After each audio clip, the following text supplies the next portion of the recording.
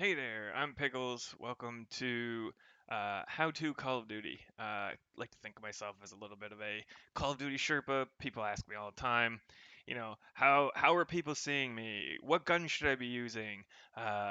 What is the best way to approach a particular situation depending on the game type you're playing? It can be entirely confusing, especially for those of us that have been gaming for quite some time.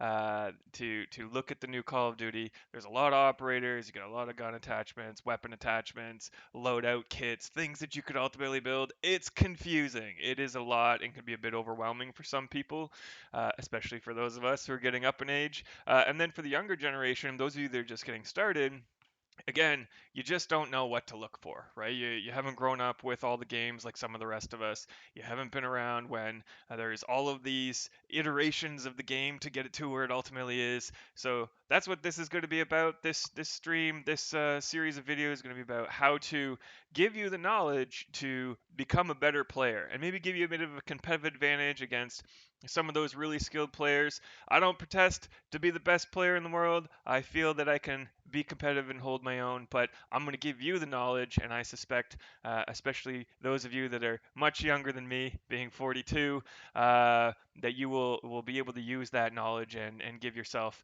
a leg up on the competition. So we're going to start with Call of Duty Vanguard. Is where we're going to spend a little bit of time, specifically in the multiplayer component of it. We will do some Warzone stuff later. We'll get to that in a different video, and you'll be able to catch that on the channel. But for now, we're going to start with the very basics. So we're going to skip over to um, taking a look at Vanguard and what ultimately is happening with operators, right? So right out of the gate, when the day one, first thing you do when you want to get started. There's a few things to familiarize yourself with. Suspect most of you have probably figured out how to choose game types, but just a real quick piece on this. You can choose between core and hardcore. That is entirely a preference thing. You can choose your game types. I like playing TDM. I also like playing domination with a group of my friends. That's easy. You know how to pick your game type. These tactical pacings or combat pacings that they call them aren't immediately obvious what that does, right? It really just tells you how many players are going to be in each match. If you like to be, as it says, tactical, which is 6v6 in most of the maps, you choose this option to play with a team of friends or your mates and ultimately get a little more strategic in how you approach those different situations. Assault starts to get a little larger, right? It gets up to that 8 to 12 players depending on the map. And then blitz, it's mayhem, right? It really is like sometimes 12 on 12, sometimes 24 on 24. It's big team battle at its finest. So make sure that you choose your pacing. If you like all of them and you like variety, you want to choose all. It'll keep all of those options in there. It just really mixes it up. But make sure you choose your combat pacings first before you get started, and that may allow you to be a little bit more focused. So for today's purposes, I'm going to choose tactical, so we can take a look at how we approach different situations and ultimately the game types that we want to play. So that's easy. You select your stuff and then go back to the main menu. All right, operators. So everybody asks me, what operator should I use? In truth, it doesn't matter. Which one do you like the most? There really isn't a whole lot of advantage to using one operator over another operator. Some of you might have heard about certain operator skins glitching out, and that gives you an advantage. That's not what this is about. We are not going to cover that. What we are going to cover is why you may choose to level certain operators before others. You'll notice when you first start, right now, I've got all the operators unlocked except for this one that you have to pay for, which I'm not going to do. But what you do want to do, or maybe it's up to you. You know what? Maybe you do want to pay for one. That's okay. That's your jam. But we're going to cover kind of the main operators that were released and then the newest one that came out and what that ultimately means. So one of the things that you're going to notice is that the operators, if you can see here, let's say I choose Beatrice, it shows her favorite weapon in this top right corner. What does that mean? Well, a lot of the operators come with challenges when you first start leveling them, and if you do the challenges and you complete the challenges, you will actually level the operator faster. Level 20, as you see here at the bottom, is the max level for the operator.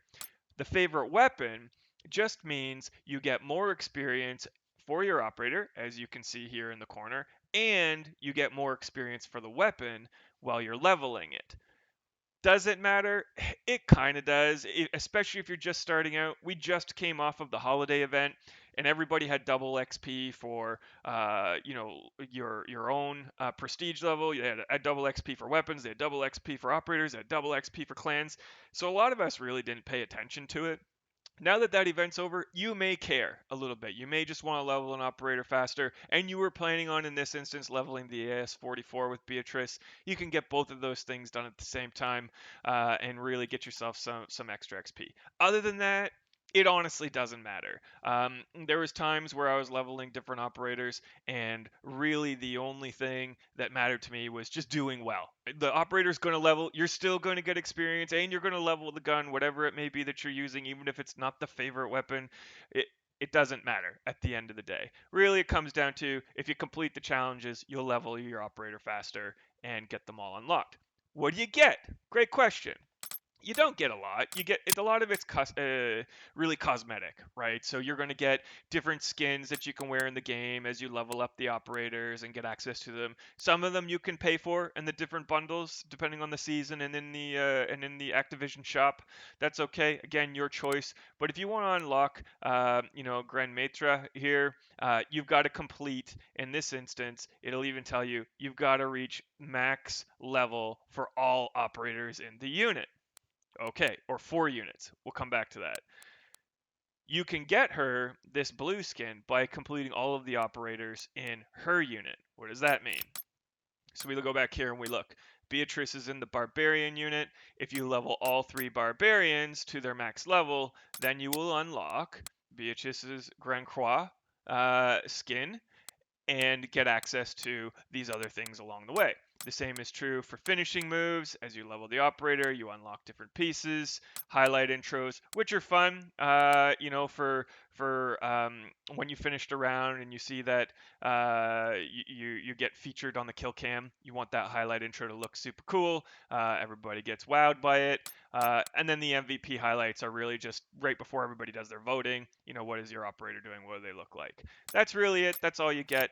But what matters is if you level all 4 different categories of operators to their max, so Hellhounds, Shadow, Barbarian, and Sentinel, you will unlock the other skin that I showed you, which is the Grand Maitre. You need to do this, and then it unlocks for all of the operators as well. Keep in mind, all of them have their different outfits, and you can see for Shigenori that he gets Sakura, which is very similar to the one that Beatrice has.